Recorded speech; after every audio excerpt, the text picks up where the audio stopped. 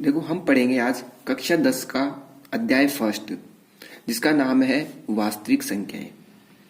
वास्तविक संख्याएं क्या होती है? सबसे पहले हमें यह पता होना चाहिए कि वास्तविक संख्याएं क्या होती है। वास्तविक संख्याएं जो होती है वो परिमेय और अपरिमेय, हमारे पास दो प्रकार की संख्याएं होती है। एक तो होती है परिमेय संख्या, एक होती है अपरिमेय संख्या। दो प्रकार की संख्याओं से मिलकर वास्तविक संख्याएं मिलती है। पहली होती है परिमेय संख्या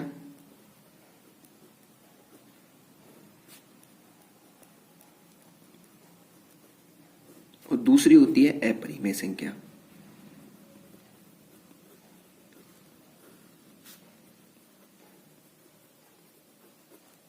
सबसे पहले हम देखेंगे कि परिमेय संख्या क्या होती है और अपरिमेय संख्या क्या होती है।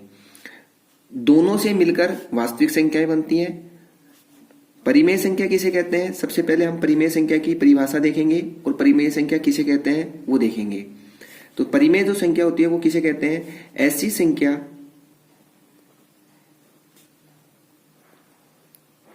संख्या जिसे P/Q के रूप में लिखा जा सके,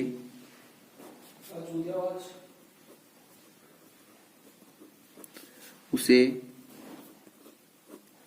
परिमेय संख्या कहते हैं।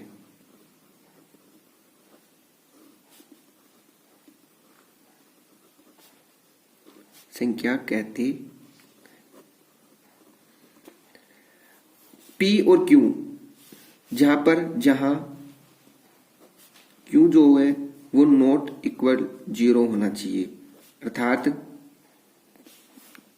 P और Q। P का होता है, P मतलब होता है अंश और Q मतलब होता है हर। कभी भी जो Q है वो 0 के बराबर नहीं होना चाहिए। अर्थात हमने उदाहरण लिया जैसे कि 3, दूसरा लिया 5/7, तीसरा लिया -1। तो हम इन्हें क्या बोलेंगे? परिमेय संख्या बोलेंगे। और वो क्यों बोलेंगे? क्योंकि 3 है, 3 को हम परिमेय संख्या के रूप में कैसे लिख सकते हैं? P/Q के रूप में लिख सकते हैं। इसके नीचे 1 लगा सकते हैं तो 3 जो है वो अंश बन जाएगा, 1 जो है वो हर बन जाएगा।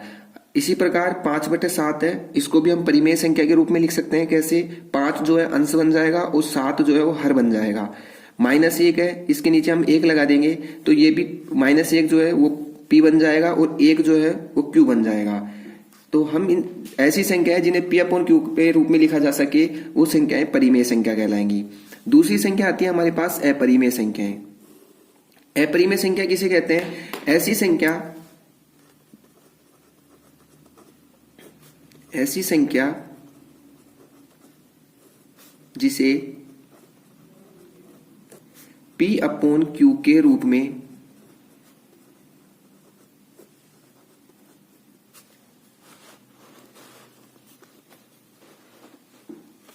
नहीं लिखा जा सकता,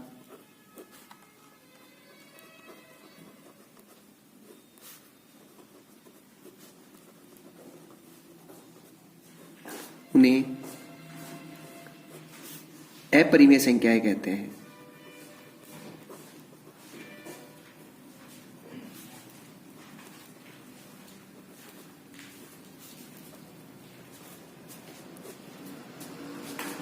अब इसका उदाहरण कैसे देखेंगे?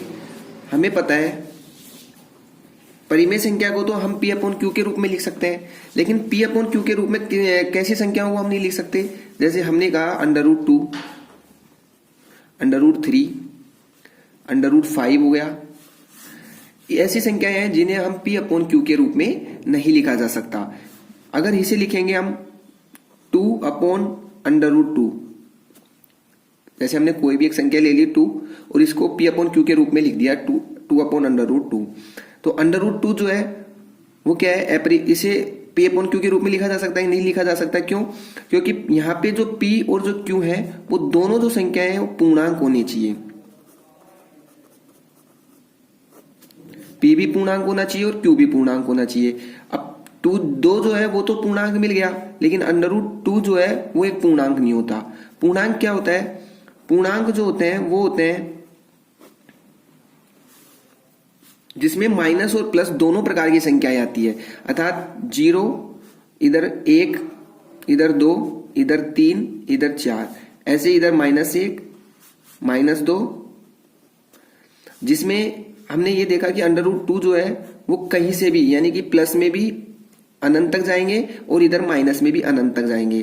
तो 0 से प्लस की साइड जाएं या 0 से माइनस की साइड जाएं, हमें कहीं पे भी रूट की संख्या हमें नहीं मिलती, तो वो पूर्णांक कहलाते हैं। p और q दोनों पूर्णांक होने चाहिए। अगर √, की कोई भी संख्या आती है तो वो अपरिमेय संख्या कहलाएगी। अपरिमेय संख्या को हम p/q के रूप में नहीं लिख सकते। तो यहीं पे हम देखते हैं कि परिमेय और अपरिमेय संख्याएं हमने अच्छे से समझ ली। परिमेय संख्याएं किसे कहते हैं? वे संख्या जिसे p/q के रूप में लिखा जा सकता है, उसे परिमेय संख्या कहते हैं। p और q जो है, p जो है और q जो है दोनों पूर्णांक होते हैं। p भी पूर्णांक होना चाहिए और q भी पूर्णांक होना चाहिए। अब हम आगे क्या पढ़ेंगे? पहले पढ़ेंगे अभाज्य संख्या, फिर पढ़ेंगे भाज्य संख्या, तीसरी पढ़ेंगे सह अभाज्य संख्या। तो सबसे पहले हम पढ़ते हैं, सबसे पहले हम पढ़ेंगे भाज्य संख्याएं।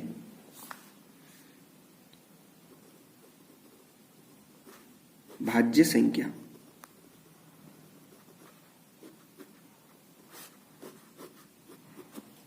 भाज्य संख्या क्या होती है? ऐसी संख्याएं जिनके 2 या 2 से अधिक गुणनफल होते हैं। ऐसी संख्या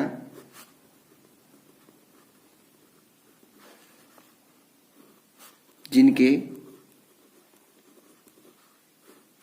2 या 2 से अधिक गुणनफल हो, उसे भाज्य संख्या कहते हैं।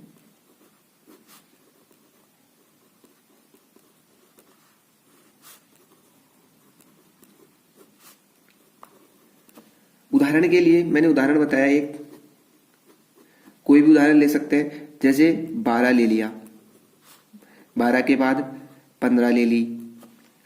अर्थात इसके लिए एग्जाम्पल कैसे देखेंगे हम? जैसे हमने कोई भी एक संख्या ले ली जिसकी, जैसे कि हमने 12 ले लिया, 12 के हम क्या करेंगे? अभाज्य गुणनखंड करेंगे। 12 के अभाज्य गुणनखंड करेंगे तो पहले 2 का भाग देंगे, 6 बार जाएगा, फिर 2 का देंगे, 3 बार जाएगा, 3 का देंगे, 1 बार जाएगा। अर्थात इसमें कितने? 1, 2, 3, हमें 3 गुणनखंड मिल गए। अर्थात ऐसी संख्या जिसके 2 या 2 से अधिक गुणनफल हो, वे संख्याएं क्या कहलाती है? भाज्य संख्याएं कहलाती है। दूसरी संख्या हम पढ़ेंगे अभाज्य संख्या।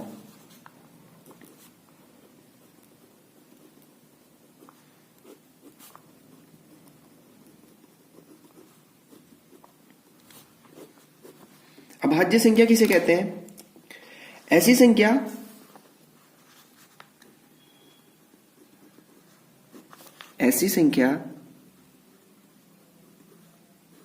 जिसमें 1 या स्वयं का भाग जाता हो।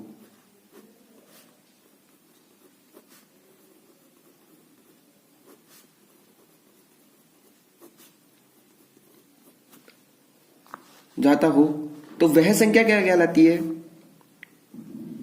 वह संख्या अभाज्य संख्या कहलाती है।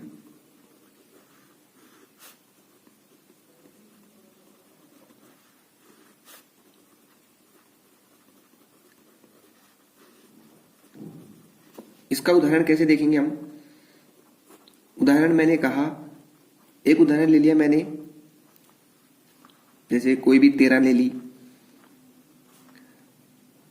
5 ले ली, 17 ले ली, यानी कोई भी ऐसी संख्या है जिसमें स्वयं का और खुद का, यानी 1 का और स्वयं का भाग जाए। या जैसे मैंने कहा 13 में या तो 1 का भाग जा रहा है या फिर खुद का, यानी 13 के अलावा इसमें किसी का भी भाग नहीं जाएगा, यानी केवल इसमें एक ही गुणनखंड हमें प्राप्त हो रहा है। तो इससे हमें क्या पता चला कि यदि किसी भी अभाज्य संख्या के किसी भी अभाज्य संख्या के हम गुणनखंड करते हैं तो हमें केवल एक ही अभाज्य गुणनखंड प्राप्त होता है। तो वो क्या होता है, वो अभाज्य गुणनखंड जो होती है वो एक अभाज्य संख्या होती है। अतः अभाज्य संख्याओं के जो एचसीएफ होते हैं वो भी एक ही होते हैं। क्यों? क्योंकि उसमें हमें कोई भी कॉमन नहीं मिलता और उसका एचसीएफ हमें एक मिलता है। तीसरी संख्या हम पढ़ेंगे सह अभाज्य संख्या।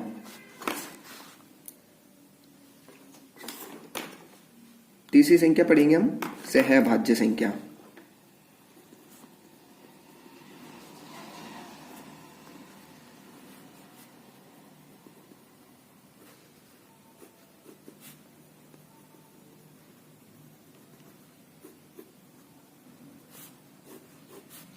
सहअभाज्य संख्या किसे कहते हैं?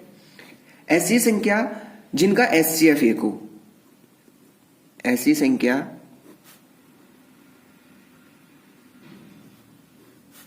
जिनका एचसीएफ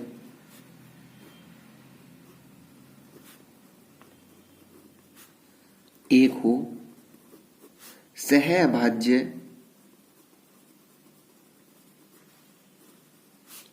संख्या कहलाती है।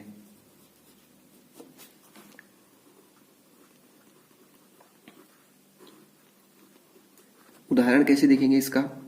उदाहरण मैंने कहा, एक तो ले ली मैंने 15 और एक ले ली 16। दोनों संख्याएं मैंने एक साथ ले ली 15 और 16।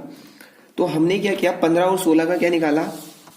पहले हमने 15 ली और दूसरी हमने 16 ली।